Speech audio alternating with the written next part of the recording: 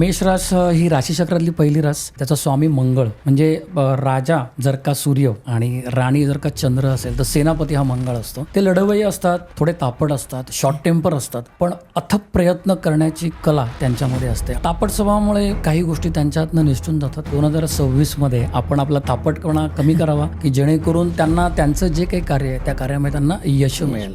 अतिशय बुद्धिमान राशी 12 राशींमधली. फक्त त्या बुद्धीचा वापर योग्य ठिकाणी केला आणि तापटपणा कमी केला तर त्यांना त्याचा रिझल्ट नक्की मिळेल. पण मग 2 मेष राशीच्या लोकांनी लग्न करावं का? शक्यतो करावं नाही, कारण घरामध्ये 2 मेंढे चालणार नाहीत. मेष राशीच्या लोकांनी तूळ राशीची लग्न करावं. बरं. कर्क राशीचे लग्न, कारण ते कर्क राशीवाले मनाने खूप हळवे असतात आणि तूळ ही शृंगारिक रास आहे. मेष राशीसाठी फेब्रुवारी, मार्च आणि एप्रिल हे 3 महिने अतिशय चांगले आहेत. त्यांना विवाह योग, त्यांचं करिअर ह्यासाठी अतिशय उपयुक्त आहेत. त्याच्याबरोबरच त्यांनी गणपती उपासना, जमल्यास घरामध्ये गणेश याग किंवा गणहोम करून घेतला तर त्यांना त्यांच्या कार्यामध्ये नक्की प्रगती प्राप्त.